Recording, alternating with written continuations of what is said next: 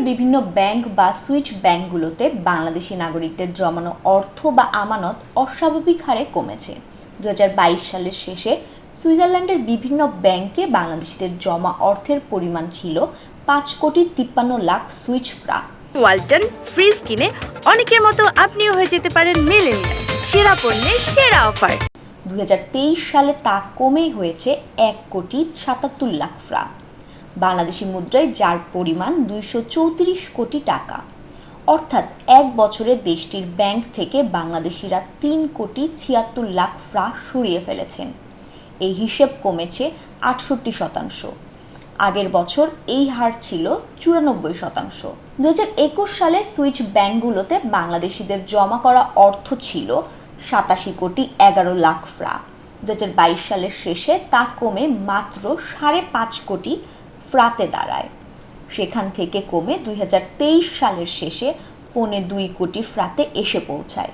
অর্থাৎ কমতে কমতে 2 বছরে সুইচ ব্যাংকে বাংলাদেশিদের আমানত কমেছে 11,000 কোটি টাকা।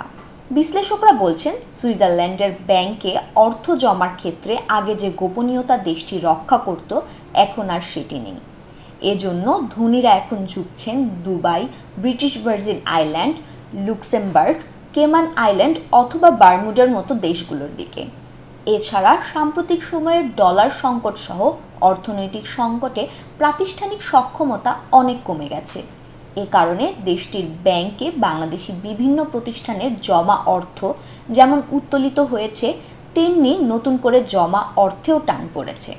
সুইচ ব্যাংকে থাকা অর্থের একটি অংশ পাচার হয়ে থাকে বলে ধারণা করা হয়, তবে পাচার সম্পর্কে কোনো সুনির্দিষ্ট তথ্য পাওয়া যায় না। এমনকি গ্রাহক আমানত হিসাবে কার কত অর্থ তাও জানা যায় না। সুইজারল্যান্ডের কেন্দ্রীয় ব্যাংক গোপনীয়তার স্বার্থে সব ডাটা সমন্বিতভাবে প্রকাশ করে। আলাদাভাবে কোনো গ্রাহক বা ব্যাংকের তথ্য এ প্রতিবেদনে নেই।